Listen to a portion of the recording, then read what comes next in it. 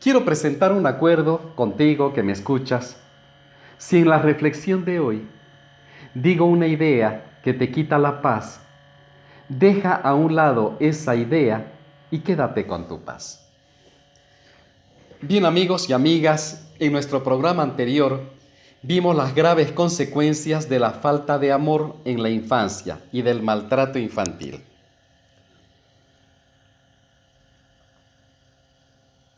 Con todo lo visto, podemos vislumbrar que cuando un niño es bien atendido por sus padres, podrá desarrollarse normalmente en el ámbito escolar y social. Un niño que tenga la protección y el cariño de sus padres no va a tener dificultades en sus tareas y en su crecimiento emocional. Pero si un niño no tiene una buena alimentación y tampoco el cuidado necesario de sus padres y pasa la mayor parte del tiempo solo o sola, obviamente no va a desarrollarse igual a un niño que tenga el cuidado y la atención de sus padres. Es obvio. Atendiendo la afectividad en sentido amplio, su carencia es una de las claves que explican situaciones como estas: inestabilidad familiar y personal, unión precoz de la pareja, incomunicación, malos tratos, celos, inseguridad, toxicomanías o adicción a las sustancias psicoactivas, prostitución, incesto, frustración, violación, desnutrición, falta de prevención tanto de salud como de higiene, falta de identidad individual y familiar, automarginación, problemas de convivencia, entre otros. Como podemos ver y observar, la lista es larga y dramática a causa de la carencia afectiva por parte de los padres, la falta de amor. Además, otra de las causas más frecuentes de la carencia afectiva en la actualidad están en muchas de las madres que no desearon tener ese hijo y por esta razón no le dan tiempo ni se preocupan de entender al infante. En ocasiones se da el caso de madres que sufrieron a la hora del parto y ven en su hijo o hija como el causante de ese dolor que tuvieron. Con respecto a los hijos no deseados, por lo general vienen de un embarazo imprevisto, no planificado, y en la mayoría de los casos, las madres sufren un golpe emocional muy duro cuando se enteran de que están embarazadas. Peor aún si son solteras, y mucho más aún si se trata de una joven adolescente en etapa de colegio. Estas madres gestadoras entran en una disyuntiva, en un conflicto muy grave, al verse confrontadas con las normas familiares y sociales. El conflicto no deja de perturbarlas profundamente. Si bien tienen claro que no quieren ese embarazo, por el qué dirán, o porque el embarazo llega en un mal momento o por otros motivos, implica una frustración respecto a los planes de vida que tenían, o porque su pareja la rechazó o abandonó por quedar embarazada, o porque sería catastrófico ser una madre soltera. En fin, por el motivo que fuese, la desorientación, la angustia, el miedo, la culpa, la soledad, el insomnio, entre otros, no le permite ver claro, y así muchas optan por el aborto, sin pensar en las consecuencias futuras para ella. De hecho, hay madres que a pesar de todo y por encima del qué dirán, afrontan con valentía las consecuencias y su responsabilidad y optan por la vida, al decidir tener a ese hijo, a quien crían independientemente si reciben o no el apoyo familiar. Van sacando a ese hijo adelante y muchas veces a base de grandes sacrificios. Otras madres que optaron por la vida y decidieron tener a su bebé, comprenden que en realidad no lo pueden tener dadas sus circunstancias y lo dan en adopción. Hay madres que desde el inicio del embarazo lo rechazaron y lo odiaron, pero luego del parto y al ver a su bebé por primera vez, su afecto cambia y manifiestan un afecto desmedido por él. Este amor en demasía que suele expresar se manifiesta a través de la sobreprotección, por ejemplo, que como hemos visto antes en reflexiones anteriores, la sobreprotección es odio disfrazado de amor. Odio porque con la sobreprotección inutilizan o incapacitan al hijo a través de la asfixia afectiva y tornan al hijo en un ser dependiente y sin el poder de crear su propia vida. Esto no es amor, por supuesto que no lo es. Con todo, inicialmente se trata de un embarazo no deseado. Al respecto, las investigaciones de Sondra Rey, enfermera y autora del seminario Relaciones con Amor, observó que las consecuencias de un hijo no deseado, en términos de ser imprevisto o ilegítimo, presentan algunas tendencias muy específicas, como las de rechazar las relaciones interpersonales. Su mayor tendencia es estar en solitario. También tienen la tendencia a desempeñar el papel de otro, tendencia a copiar o imitar la personalidad de otros. También los hijos no deseados tienden a dejarse llevar por los demás, son muy influenciables. También suelen rechazar a quien los quiera o los ame. En el fondo, no pueden creer que alguien los quiera o los ame. Los hijos no deseados tienden a pretender hacerse indispensables para que no los rechacen. Se convierten muchas veces en serviles en busca de aprobación. Otra de sus grandes tendencias es la de ser furtivo o vivir a escondidas, sobre todo si son hijos ilegítimos o no reconocidos por el padre. Es ilegítimo un niño que ha sido concebido al margen de la ley, al margen de las normas sociales, y suelen tener conductas que están al margen de la ley porque fueron concebidos de esa forma. Por lo mismo, tienen la tendencia a tener problemas con los impuestos, con el matrimonio y otras formas legales. Es increíble. Los hijos no deseados también tienen una gran tendencia a tener problemas de planificación, sobre todo si fue un niño imprevisto o un embarazo sorpresa para sus padres. No fue un chico planificado, deseado. Los niños ilegítimos, los no reconocidos por el padre, tienen una tendencia a ser tremendos previsores como cosa positiva, sobre todo si están bien recompensados. Si el niño fue imprevisto o no planificado, también tienen la tendencia a ser propensos a los accidentes, como que el embarazo fue un accidente y viven accidentándose como tendencia, no es como una pauta que todos lo tienen, pero es una tendencia. Lo mismo que a ser desorganizados, les cuesta mucho organizar su vida, organizar sus cosas, organizar sus planes, es un problema. No significa que todos los niños no deseados se identifiquen con todas esas características o tendencias que la investigadora Sondra Rey concluyó en sus estudios. En mi experiencia profesional, vengo observando que un adulto que fue para su madre un embarazo no deseado, manifiesta por lo menos la mitad de esas características. Muy curioso. Sondra Rey afirma que estos niños pueden superar en terapia el trauma de la desaprobación por ser no deseados.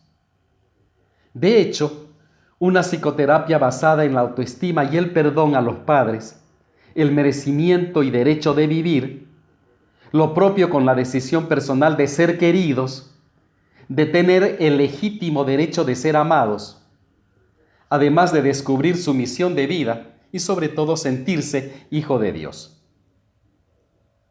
Bien, en situaciones menos dramáticas que las de un embarazo no deseado, observemos que quien más, quien menos, hemos sufrido situaciones en nuestra vida personal en las que nos hemos sentido poco amados o desaprobados o rechazados en la infancia. Muchas veces los niños, a pesar de recibir amor y atención de nuestros padres, sienten que no fue lo suficiente y crecen con ese vacío de no me dieron lo suficiente.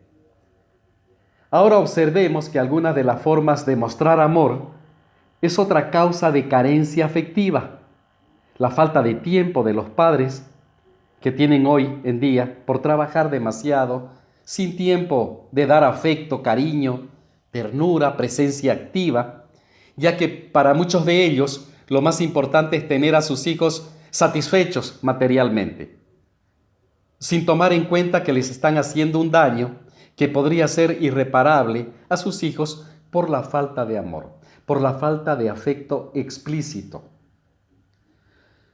Los trastornos emocionales que provocan en el niño un ambiente familiar poco acogedor o desunido se agudizan sin duda cuando en el hogar se viven situaciones de conflicto o tensión que generan en la agresión o la violencia y el niño queda expuesto a los malos tratos. Muy típico de las familias tóxicas que son generadoras de trastornos emocionales y mentales. No existe un psicópata, un criminal psicópata, que no venga de un hogar disfuncional, de una familia tóxica. Cuando una madre no le proporciona afecto a su hijo en los momentos cuando él más lo necesita, el niño o niña se siente preocupado, asustado. Si el padre o la madre no le proporcionan atención en esos momentos, es inevitable que el niño o la niña vayan a crecer con esa ansiedad, con ansiedad.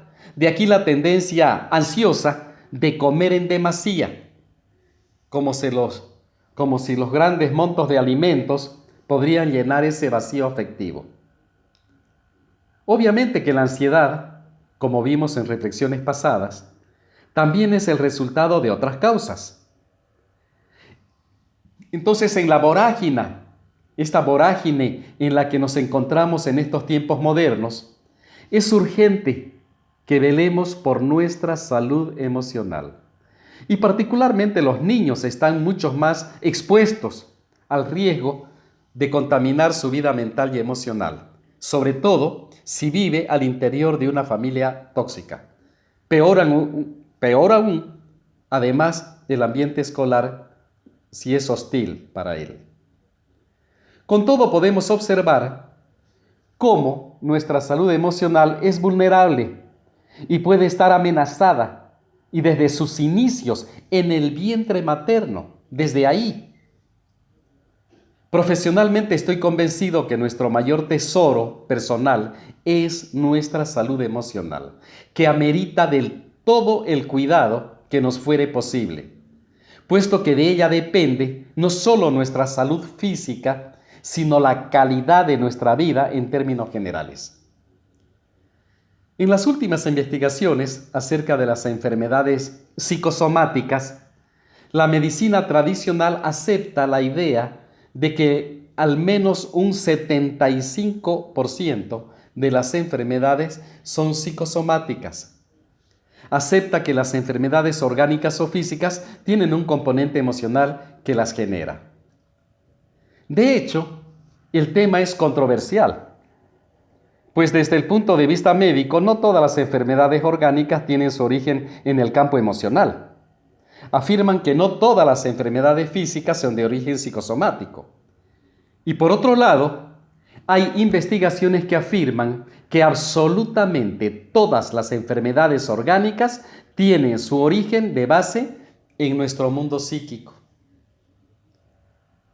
Sin embargo, el término psicosomático no suele estar bien visto. La mayoría de las personas se sienten como insultadas cuando se les dice que su enfermedad es psicosomática, pues lo interpretan como si fuera imaginaria, anormal o mental, y se niegan a ver más allá del plano físico. Cuando el cuerpo nos habla, a través de un malestar o una enfermedad cualquiera, lo hace para ayudarnos a tomar conciencia de una forma de pensar que no es benéfica para nosotros. Esta forma de pensar, aunque de un modo inconsciente, perjudica a todo nuestro ser, y entonces aparece el malestar para decirnos que ha llegado el momento de cambiar esa forma de pensar o esa creencia no benéfica. Nos dice que estamos llegando a nuestros límites físicos, emocionales y mentales. Sabemos bien que cuerpo, mente y espíritu forman una trilogía inseparable, tan inseparables que prácticamente forman una sola cosa.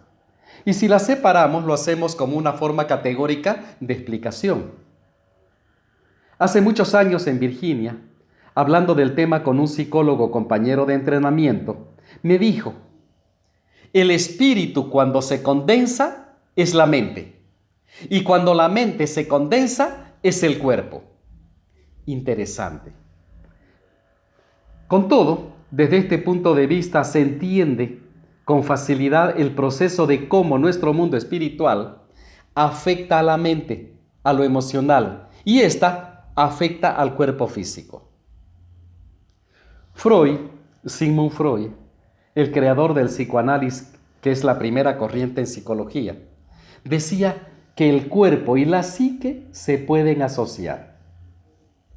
Y Carl Jung, su discípulo Jung, decía: del mismo modo que el consciente y el inconsciente están en relación constante, el cuerpo y el espíritu están en interacción continua. Entonces no hay separación. Esta afirmación data de hace más de 50 años.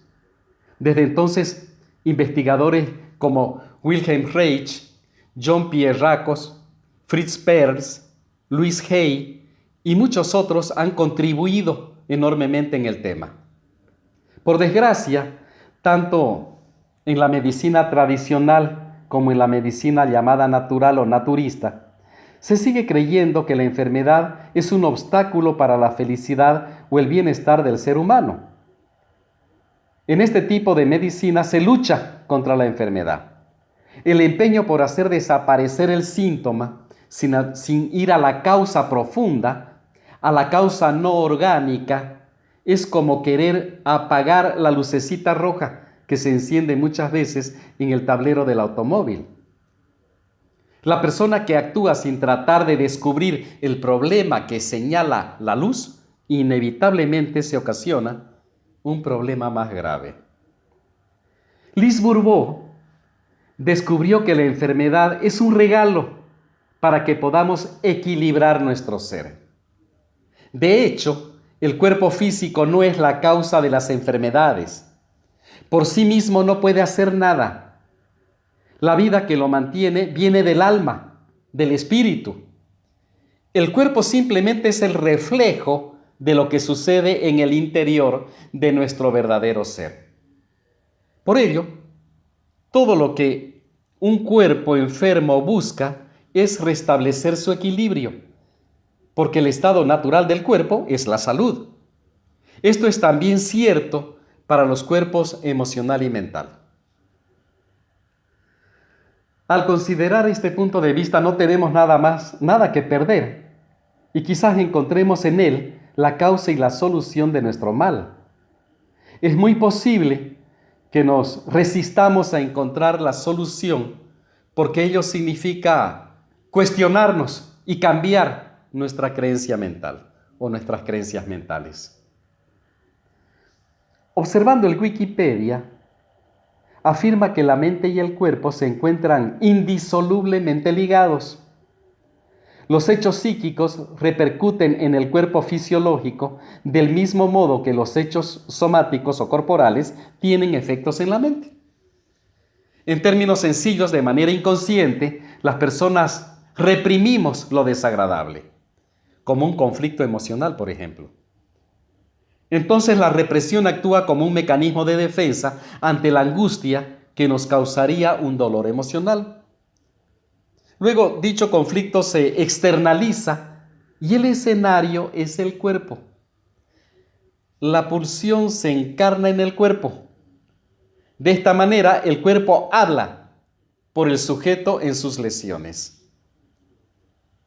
Lo que la boca calla, el cuerpo grita, dice un sabio refrán. Lo que la boca calla hace referencia a lo reprimido, a lo contenido, a lo emocional contenido, a lo no expresado. El cuerpo grita hace referencia a la aparición sintomática de una enfermedad física. Desde este criterio, una enfermedad se presenta como una oportunidad de sanar el componente emocional que la causa. Entonces, como que lo oportuno es que si me enfermo físicamente por el síntoma, la pregunta del millón que puedo hacerme es: ¿qué asunto emocional hay detrás de todo esto y que necesito despejar, necesito sanar? Entonces, una enfermedad se presenta como una oportunidad para sanar la parte emocional. En la medicina tradicional, el tratamiento farmacológico se realiza según el síntoma predominante, lo que predomina. Al mismo tiempo, se busca realizar cambios en el estilo de vida del paciente y tratar las alteraciones psicológicas asociadas mediante una psicoterapia. Desde distintas corrientes psicoterapéuticas se han logrado resultados positivos con una clara disminución de los síntomas. Se recomienda el tratamiento combinado. Resulta fundamental el abordaje multidisciplinar. Tiene que ser multidisciplinario, basado en un tratamiento farmacológico y psicológico a la par. La unión entre farmacología específica dirigida al síntoma orgánico junto a psicoterapia ha resultado mucho mejor pronóstico que la sola farmacología. Con todo, sea como fuere, tenemos que advertir y estar más conscientes de la inmensa importancia de velar y cuidar por nuestra salud emocional, puesto que sin ella nuestra vida no sería vida, así de sencillo, andaríamos como muertos en vida, ¿verdad? Según el Organismo Mundial de la salud mental se define como el estado de bienestar, entendiéndose este bienestar como la situación que le permite a las personas ser conscientes de sus autocapacidades, gestionar las dificultades normales de la vida diaria y llevar a cabo trabajos productivos. Así pues, el bienestar emocional está íntimamente ligado al equilibrio adecuado de nuestras emociones para afrontar la vida con el optimismo necesario e implica que sintamos la sensación de estar bien con nosotros mismos y que nos permita mantener relaciones personales saludables. A lo largo del día, las personas sentimos emociones muy diferentes y experiencias distintas, capaces de desestabilizarnos en menor o mayor medida en función de la gestión que hagamos de ellas. Cabe remarcar que todas ellas, nuestras emociones y experiencias, van a estar vinculadas a nuestras propias capacidades como persona, a nuestra autoestima y a nuestra propia autoconfianza.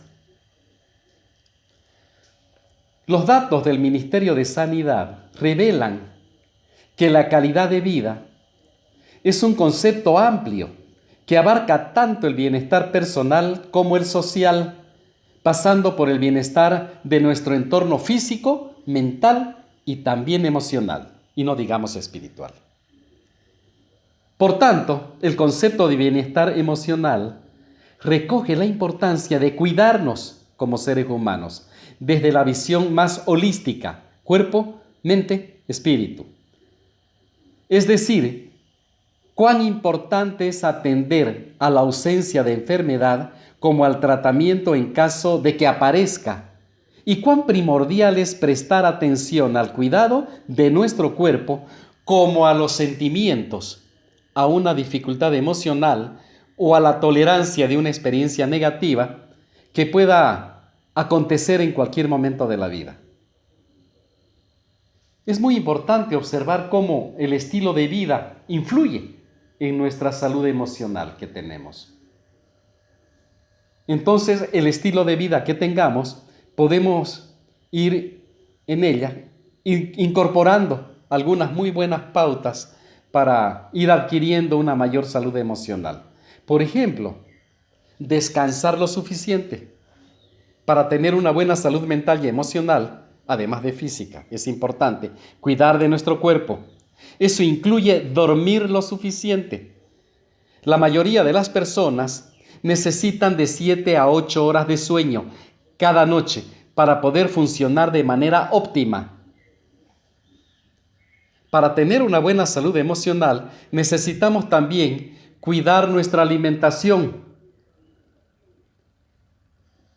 Cuanto más aprendamos sobre lo que comemos y cómo afecta a nuestra energía y estado de ánimo, mejor nos vamos a sentir. El desarrollo de buenos hábitos alimenticios es una medida aconsejable para la prevención del estrés, por ejemplo. Hoy en día comemos mucha chatarra, mucha comida rápida, poco nutritiva y muy mala, muy tóxica. Y sin embargo, lo sabemos y seguimos haciéndolos. ¿Qué está pasando ahí? ¿Es falta de autoestima? ¿Sobre pretexto de no hay tiempo? En fin, cada uno vea. Por otro lado, para mantener una buena salud emocional necesitamos también hacer ejercicios. Hay gente alérgica cuando les hablan de ejercicio físico. Se resisten. El ejercicio es un poderoso antídoto contra el estrés y la ansiedad. Busquemos maneras de añadir pequeñas actividades a nuestro día, como subir las escaleras en vez de coger el ascensor, por ejemplo, ir de paseo, caminando. Si queremos tener una buena salud física y mental, tratemos de hacer al menos 30 minutos de ejercicio diario, mínimo. Al hacer el ejercicio, liberamos endorfinas, unas sustancias químicas que nos dan energía y elevan nuestro estado de ánimo. Es necesario también, para tener una buena salud emocional, limitar el alcohol, evitar el tabaco, peor otras drogas o fármacos innecesarios. Son estimulantes que nos hacen sentir bien a corto plazo, pero a largo plazo suponen consecuencias negativas para nuestra salud física y emocional. Solo hay que cuidarse. Así, cuidándonos, vamos aumentando nuestra autoestima, vamos incrementando nuestra valía personal. Con el fin de mantener y fortalecer nuestra salud emocional, es importante prestar atención a nuestras propias necesidades y sentimientos. No dejemos que el estrés y las emociones negativas se acumulen. Tratemos de mantener un equilibrio entre nuestras responsabilidades diarias y las cosas que nos gustan. Vale decir, un equilibrio entre nuestro ser y el deber ser.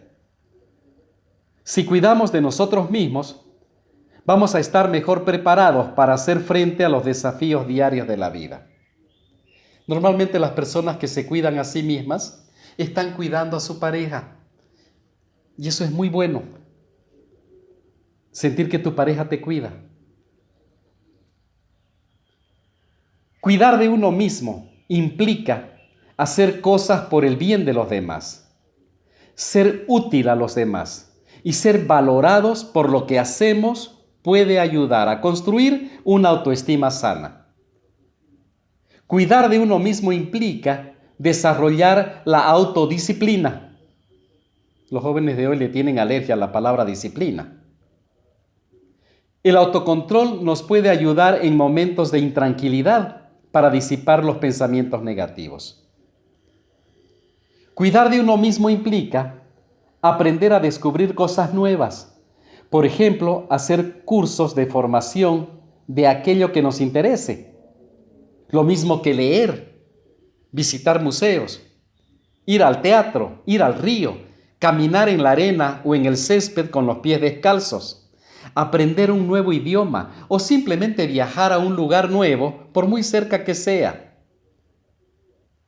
Cuidar de uno mismo implica disfrutar de la belleza de la naturaleza o del arte.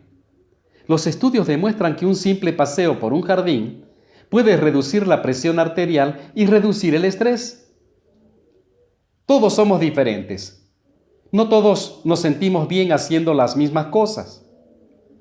Algunas personas se sienten mejor relajándose y haciendo más lentos sus movimientos, mientras que otros necesitan más actividad, más excitación o estimulación para sentirse mejor.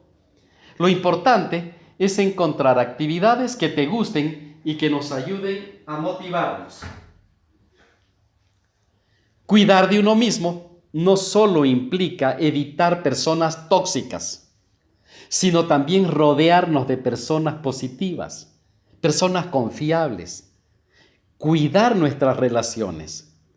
Los seres humanos somos seres sociales y en consecuencia tenemos la necesidad de relacionarnos y establecer vínculos positivos con los demás.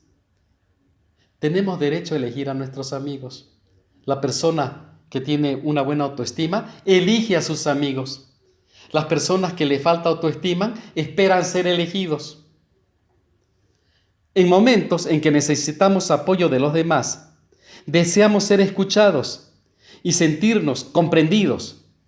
Es importante contar con personas con las que podamos hablar en confianza, porque son personas netamente confidentes y que saben apoyar. Todos los seres humanos somos seres necesitados de apoyo. Hasta el ser más autónomo e independiente necesita de otro ser humano para establecer vínculos positivos. Todos los seres humanos necesitamos ser escuchados, comprendidos, amados. Para ello tenemos el derecho de elegir personas que faciliten y apoyen nuestra salud emocional. Y en forma recíproca hacer lo propio para velar nosotros por la salud emocional de las personas que hemos elegido, para que a través de un vínculo sano y positivo nos sintamos en confianza y nos facilitemos la vida para crecer. Podemos ejercer nuestro derecho de elección de personas. De hecho, lo hacemos al tratarse de elegir pareja, elegir amigos, elegir un grupo en el que nos sintamos cómodos. Esta elección normalmente la hacemos por afinidad. No confundir elegir personas con discriminar. Bien sabemos que el derecho de elegir no es discriminación. Existiera discriminación si diéramos un trato diferente y perjudicial a una persona, ya sea por motivo de raza, sexo, ideas políticas, religión, entre otros. Normalmente los padres, bien ubicados, tienen muy clara la diferencia entre elegir y discriminar. Y recomiendan a sus hijos que elijan bien a sus amistades, en términos de que sean personas de bien, que tengan valores, que no tengan vicios, ni sean violentas, que sean buenos estudiantes, educados. Es la preocupación de la mayoría de los padres. Otros padres dejan que sus hijos elijan a sus amigos sin ninguna recomendación. Dejan que los hijos aprendan, disfrutando o sufriendo las consecuencias de su elección.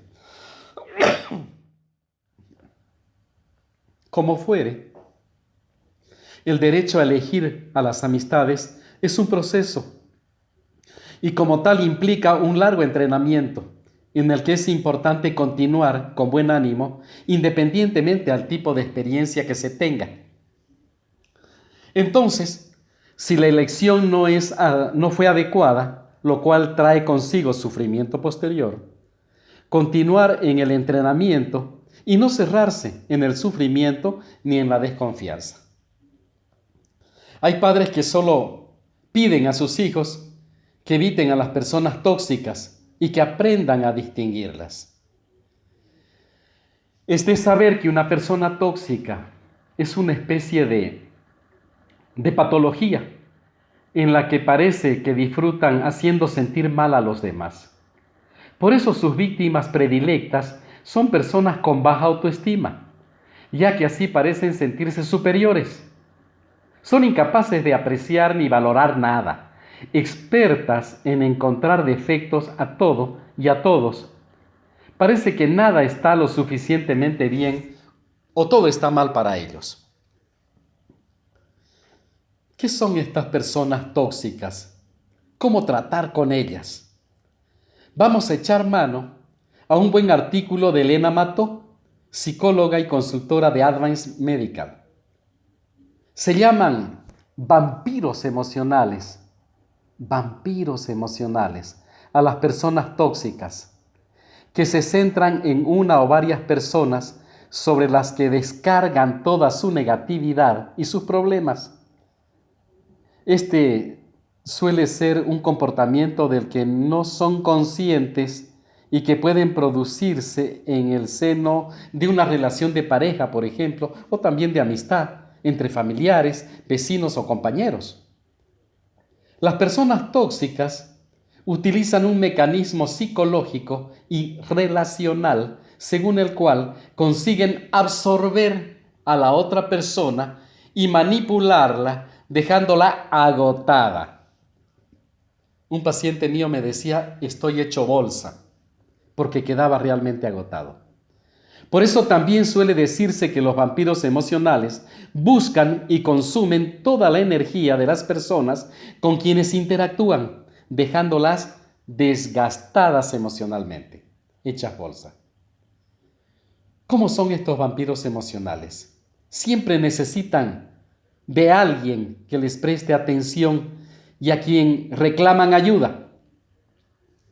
También necesitan que esta persona las calme y les dé seguridad y bienestar. Sin embargo, una vez conseguido este propósito, no reconocerán la ayuda y la atención recibida y se mostrarán como si fueran personas autosuficientes. Incluso harán que la perspectiva de la situación cambie, haciendo sentir a la otra persona como la que necesita realmente ayuda. Invierte los papeles manipulando. Las personas tóxicas tienen una elevada negatividad. Siempre ven el lado negro de las cosas. Se fijan en los defectos e ignoran las virtudes de los demás. Y son realmente pesimistas. A menudo se expresan con quejas. Todo el tiempo se quejan y reprochan y exponen desgracias. Son personas que hablan mucho sobre sí mismas. Todo está girando en torno a ellas y no escuchan a los demás. Su conversación es casi un monólogo constante y te obliga a escucharlas.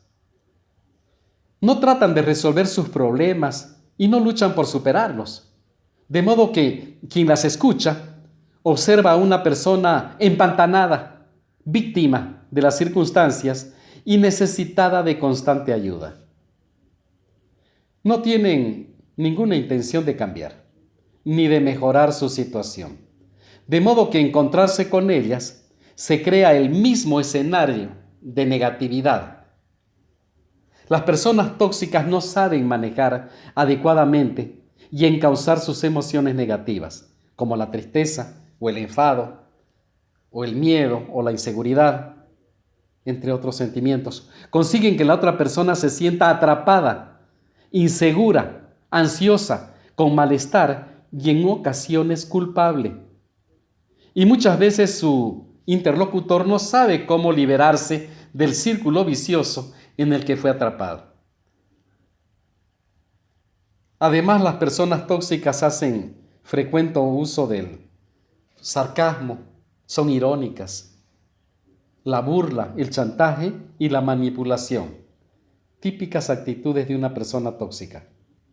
Son personas sin ningún tipo de empatía o sin capacidad de ponerse en la situación del otro. Son egoístas, manipuladoras y conflictivas. Solo piensan en sí mismas, y sus necesidades, sin tener en cuenta ni por un momento los sentimientos de los demás. No les importa cómo sus palabras y sus actos influyen de manera negativa en los demás. Es más, están a gusto con ello. Les encanta el rol de víctima. Actúan como si el mundo estuviera contra ellas.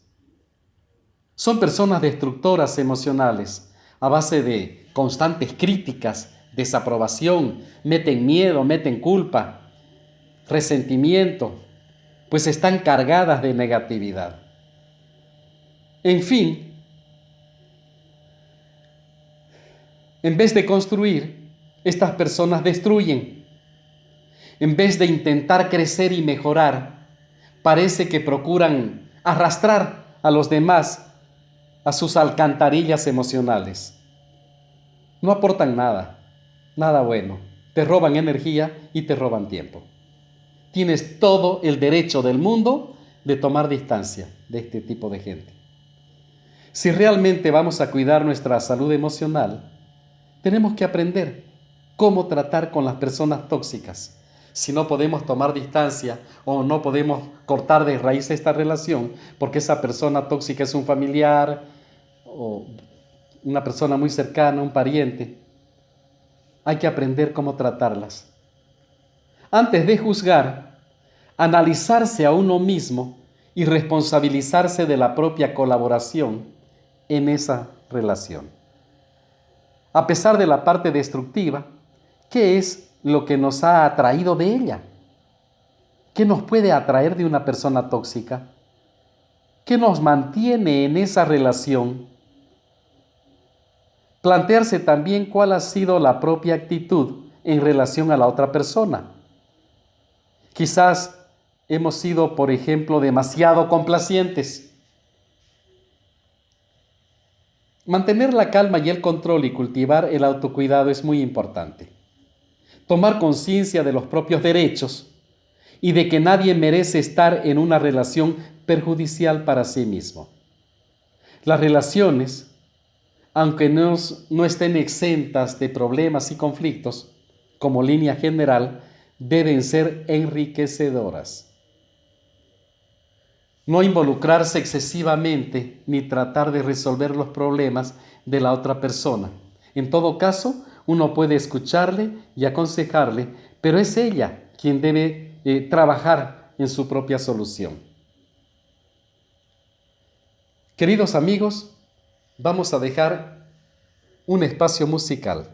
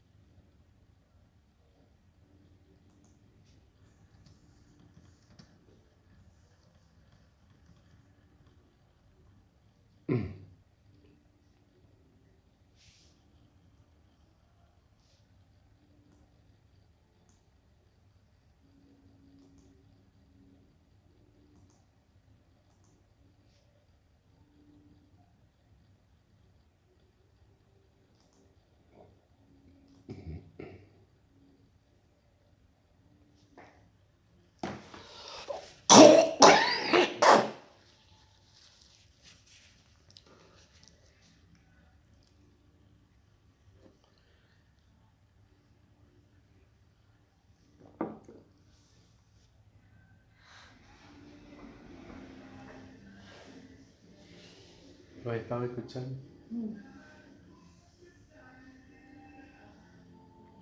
No sé.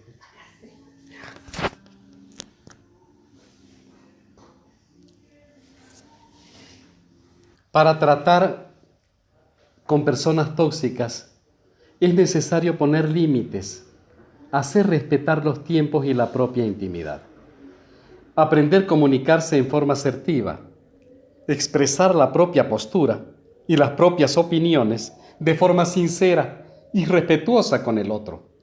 No entrar en el juego de la otra persona, sobre todo si se percibe cierta manipulación o chantaje emocional o un intento de desestabilización. Es aconsejable responder de forma diplomática, sin entrar en temas personales y aplazar determinadas situaciones. Realizar actividades que ayuden a compensar el desgaste y el estrés, como el ejercicio físico o alguna actividad de ocio que resulte motivante. Alejarse de mantener el mínimo contacto posible y sobre todo si tras haber intentado mantener una relación normalizada y adecuada, nada ha cambiado y uno siente que la relación le resulta dañina. Entonces tenemos todo el derecho del mundo de tomar distancia prudencial o distancia radical, dependiendo del caso. Es importante tener en cuenta que todos somos potencialmente vampiros emocionales y podemos serlo en determinadas etapas y circunstancias. Para paliar este hecho, en lugar de etiquetar o culpar a los demás, deberíamos aprender a gestionar adecuadamente las propias emociones, asumir la responsabilidad de nuestra propia vida y aprender a tomar decisiones por nosotros mismos.